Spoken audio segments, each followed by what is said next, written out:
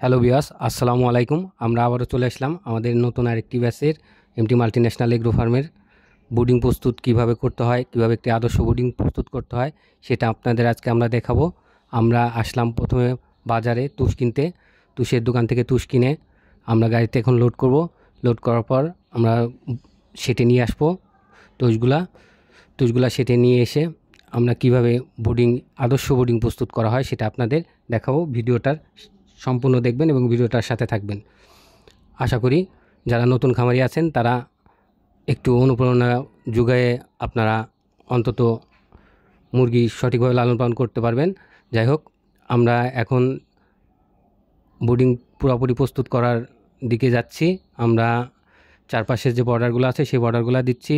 নিচে আমরা চট পেতে রাখছি, যেহেতু আমরা বালিতে মুরগি লালন পালন করি সেহেতু আমাদের এই চট পেতে তুষগুলো একবারে চারিদিকে ছিটায়ে তারপরে আমরা এর উপরে দেব পেপার।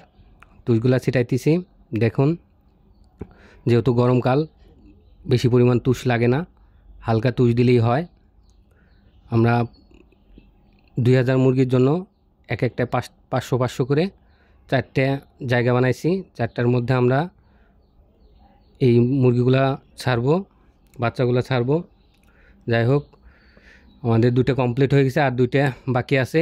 এই 2টা আমরা করব পুরোপুরি। তারপরে তুষ ছিটানোর পর আমরা পেপার বিছাই দিচ্ছি সুন্দর করে উপরে, যেহেতু ওরা আসার পরেই ওরা মুরগিগুলা ওই ডিঙ্কারে খাবারগুলো খাইতে পারে না, যার জন্য আমরা পেপার দিতে হয়।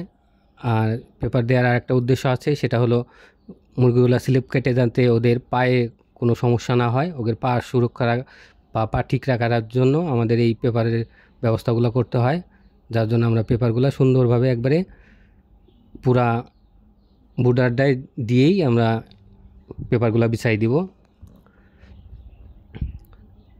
আর একটু বলতে চাই, যারা নতুন খামারি আছেন তারা ভিডিওটা দেখে যদি এইভাবে সঠিকভাবে যদি বর্ডার করে মুরগি লালন পালন করতে পারেন অনেক উপকৃত হবেন।